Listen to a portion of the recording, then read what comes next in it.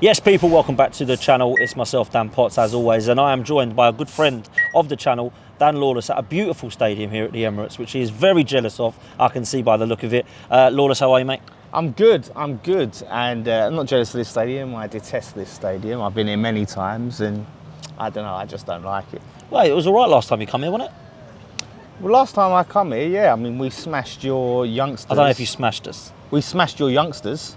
Oh, yeah, no, but I was talking about the last league game. Oh, I thought you meant last time I came here. Oh, right. Did you not come to that game then? No, I wasn't at that game. What a plastic fan. What a plastic fan. I was enjoying the watch along. I'm sure there's some clips. Yeah, there is some clips. I don't want to go back and watch that. Ended the title hopes. Beautiful. Well, listen, we're not here to talk about that. We're here to talk about the amazing West Ham captain.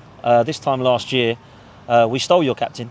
And I just wanted to get your thoughts a year on. £105 million. Declan Rice is a better footballer now. I think that's clear to see than he was when he was at West Ham. I think that one is quite clear to see. Would you agree with that? No. Well, obviously, you say you stole him and then say you paid £105 million. Still, bargain. Which is affecting your transfer business to this day. You know, seeing Arsenal having to be very tight, having to sell to buy to get in their players to try and win this campaign in the Premier League. So clearly it's had an effect. West Ham have an impact on Arsenal's title hopes again. But would I say he's a better player now he's at Arsenal? No, not really. Like I said, he's just got better players around him. Arteta spent, what, £1 billion? You know what I mean? So He spent less than that. They spent around 600 million. Okay, €1 billion, right? He spent about €1 billion, and he's got that talent around him now, so he stands out more. But he was always this player.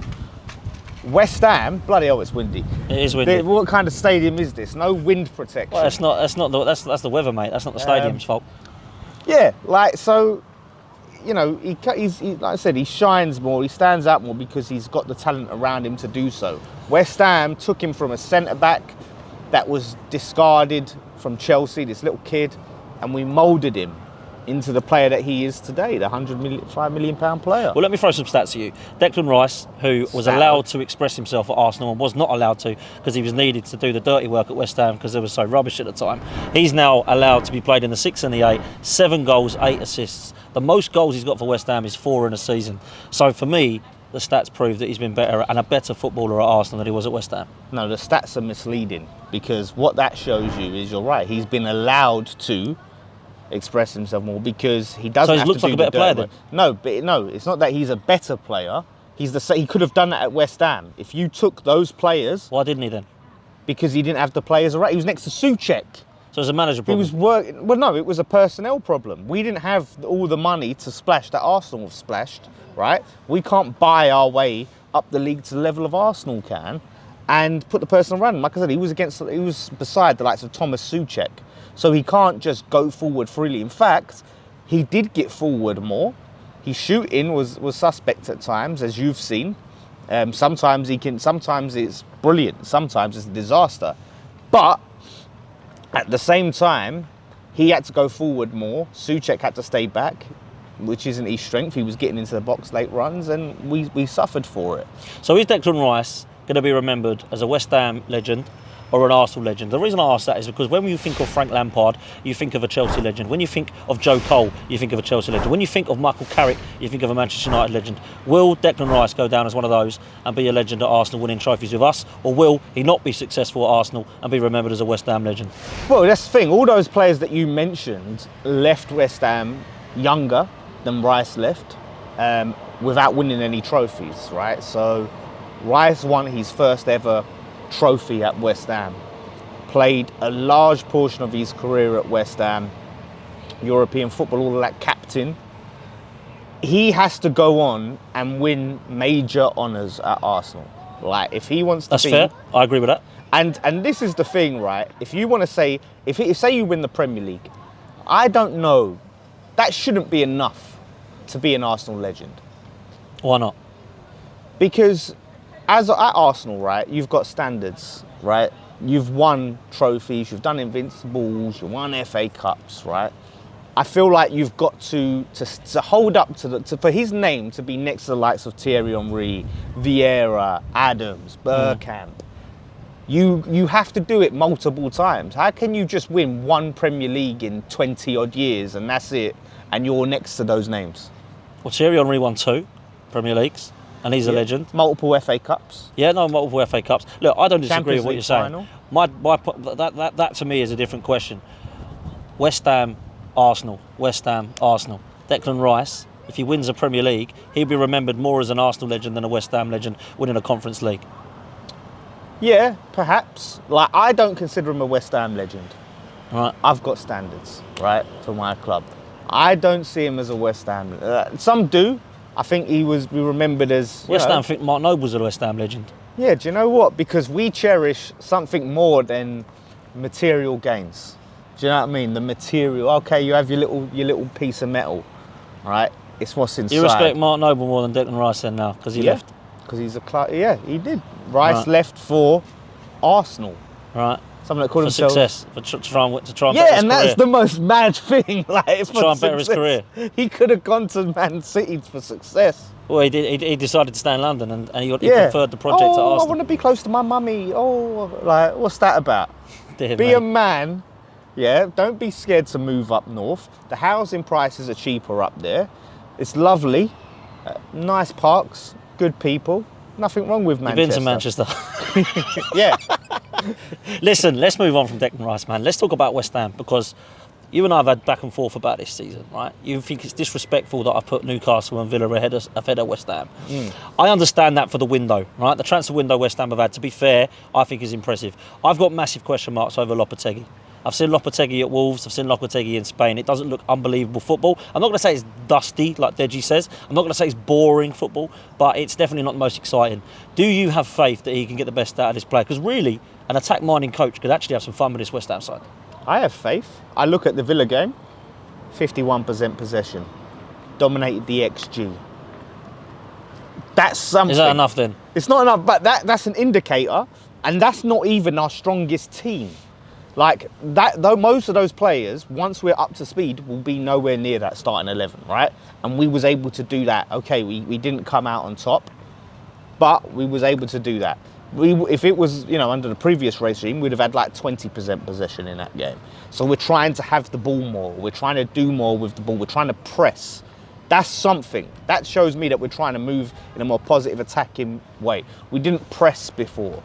So we're trying to win the ball back higher up the pitch. We're trying to pass and move quicker. That's attacking football. That's what I want to see. So would you rather say then, you would rather give this team to Lopetegui as opposed to giving this team to David Moyes? Yeah, 100%. Why though? What have you seen though that already that's enough for you to be convinced that Lopetegui can finish higher than David Moyes would with this team? It's not just about the finish is one thing, but again, it's the style of football, because you're giving him all these quality players, all these attacking-minded players, and we're playing defensive football. Those players don't want to play that football. I'm sure Paqueta didn't grow up in Brazil doing all the flicks and tricks and all of that stuff, dreaming of, playing in a game where he touches the ball like 5 times or something. He's playing in an 18% possession game against flipping Brentford. Like, I'm sure that weren't his dream. So, yeah, man, I have that faith. Like, it might not work. It might be a disaster, but I believe that we're trying to play better football. I believe that's what when he was interviewed, Tim Stuyton come and gave him that mission statement. We want attractive football. And so far, we're getting there. And I see that. Listen, I think Tim Stuyton, to be fair, I know a lot of people were giving you a lot of grief by that because no one actually knew what he was trying to do. I think now that Moyes has gone, it's clear to see what Tim Stuyton wanted to do. Even David Moyes, I mean, let's be real, he was linked with players like Harry Maguire, Scott McTominay, players up top like Danny Ings you've still got at the club you can't get rid of. That's what David Moyes, you've got to thank him for. However, I do think he is underappreciated for what he's done at the club. I do think David Moyes definitely deserves credit for what he's done at West Ham. In my opinion, he's the most successful Premier League manager that you've had. I think that's clear to see with the trophy that you won. But I will say that you do have to move on from football. And I think that David Moyes, potentially, there could be the argument that he has taken West Ham as far as he could go. I'm really interested to see what Lopetegui can do with this group of players, because I actually think your signings are perfect for West Ham. I don't think there's any signing you've made so far that I think, Don't really get that one. I actually understand the Wan-Bissaka one. I think one-on-one defending is good. I understand Kilman. I actually think he's a really good centre-half. I understand the money's a little bit much, but that's the way the market is. I think Fulkrug could be a really good striker for you, and I think that West Ham, over the last couple of seasons, have struggled up top, to be fair, with Antonio keep coming back in because none of them have managed to hold down that place. And I actually think Somerville will be a real creative spark for you. So I look at what you're doing at the moment, and I think that West Ham, as much as I think they've had a good window, does that then put the pressure more on the club to actually deliver and try and get that European place this season for you? Yeah, I think with spend comes pressure. There has to be expectations, because you don't just throw all that money and bring in all these quality signings to have the expectations of finishing mid-table. You know, okay, if we just miss out, you always bring this up with Arsenal. You know, if we get close in the last game and we miss out by a few points or whatever, then I'll accept it, right? There's that. Whereas if we don't get Europe, but we're miles off, then you're going to go, what the hell happened there? So, yeah, I want to see us go all in. And the thing is, I didn't think it's a disgrace to not have West Ham in the top 7. I just look at the fact that no one is putting us there. Like, no one thinks that we can get into the top 7. I think some people have, though. I think that's unfair. I think I look at Matisse the other day. Matisse Matisse is the only one. His ball knowledge is. But some people that say, I was speaking to Babs the other day, he thinks West Ham could be a sneak for top 4. So there are some people, Lawless. Listen, I understand why you get frustrated when people look at Newcastle and Villa. I actually get that, because Newcastle and Villa and West Ham, there's not levels between the clubs, right, in terms of where they've been in the last few years. The problem you've got is Newcastle have got Champions League in the last few years. Villa have got Champions League football before in the last, couple of decades. Now they're back in there. Yeah. Yourself, you're still yet to do that. So for me, as much as I wouldn't be crazy to think that for anything from 3rd place to 10th place, I really would struggle to predict it. It could be anything. But I just think West Ham need to have done something, and you've got a new manager coming in. We really don't know what you're going to get from West Ham. That's why I've put them where I've put them. But them getting top 4, that's not an indicator of they're so much further ahead. Well, it's an indicator, and yes, we haven't done it, but it's just how open that top 4 is, that 4th spot. Anyone can get it. Well, not anyone, like, you know, flipping Leicester can't get it, but, you know, anyone that's in that race can get it. It's never, the top 4, or 4th place, should I say, has never been more open. And the fact that they've done it, they did it once and did it again, then Villa did it. So a West Ham could do it, or a Brighton could do it. You know, you never know. So that just tells me that, yeah, we've got a chance. Unless they hold down that top, unless I see a Newcastle Villa consistently finishing in them places, I'm not going to look at them as some obstacle we can't overcome. Okay, listen, lastly, before we move to Arsenal, who would you be okay finishing below this season? Who would you go, do you know what, fair play, I can't argue with that? Let me ask you that question, because instead of you saying where do I think you're going to finish, because you think you're going to finish but anything between 5th, 6th or 7th, I can imagine, right? So for me, who would you be like, do you know what, hands down, that's fair enough, I can't complain finishing below them? Yeah, I think you have to look at, obviously, yourselves, Man City, Liverpool, Spurs, I guess. You know. Spurs, you think? Well, just because they've consistently been up there. Do you know what I mean? As a team that's consistently been up there. Chelsea, I have no faith in, but the fact that they've thrown a ton of money at their project, if it does somehow come off, you have to say, well, fair play. They've thrown £1 billion at it, of 1.5 billion, and it's worked. Fair play. And then obviously Man United, because Man United just always do that. If we did finish below Villa and Newcastle, then I look at that and I go, well, it's not an outrage that we have. I think we should be looking to finish above those two. We should be in a position where we are trying to. But if they pip us, they've pipped us. Anyone else, then I'm looking at it going, like I said, how are we letting these other teams leapfrog us? Like if we finish below Palace, that's a disgrace. Absolute disgrace. Deal have you, mate. Yeah, I'll never hear the end of it. So clubs like that, like I said, we have to be up there. We have to be challenging for Europe. Okay. Listen, let's talk Arsenal as we close, because for me, I don't think we've done enough so far in this transfer window. As things stand, there's 9 days left, so they could change. It could be that we buy a madness and we get an attacker in that you think, wow, Arsenal already. But that's just my opinion. I think that Manchester City, with the signing, or re-signing, I should say, of Gundogan, which looks likely, they've got in Savinho. Looks like John Duran is on his way to Manchester City, if you believe the rumours you hear as well, that's going to potentially back up Haaland and replace Julian Alvarez. That does scare me. Not Duran, the actual transfer window itself. Gundogan coming back in particular. Looking at replacing Mahrez and Gundogan with Savinho and Gundogan himself, and then John Duran coming in to back up Haaland, I think Man City are going to do it again, man. But let's talk about Arsenal and your thoughts. What do you think this season for us? Well, like this is the season. It has to be. It has to be this season. Like you winning the Premier League this season. Yeah, it has to be. It has to be. Like Go you on. have to do it. Like this is your third shot at it. This is what Arteta's fifth season, Yep. fifth and a half or whatever. Like if not now, when? Are you just going to go, oh, we'll wait till Pep leaves? Well, okay, you keep waiting till Pep leaves. Like other teams, you're giving them time to get themselves together and for another team to come up. It's just not going to be Man City, and Arsenal for the next 5 years. Like everyone has their moments. Arsenal was down in the doldrums for years. And then you've finally clawed your way up and had your moment. That moment could go. That moment could slip. How long is it going to last? Do you know what I mean? Where you lose one key player or you get this injury or you have a bad transfer window in terms of signing flops. And all of a sudden, you know, you're finishing down the table where you don't want to finish. You know, there's always them moments in football and you have to capture it. And I think this season, what that would do if you missed out again and then had to pick yourself up again, psychologically, that's tough, man. So, yeah, you have to win it. Okay. Last season, you said we would come fourth after the back of coming second, which nobody had us down as.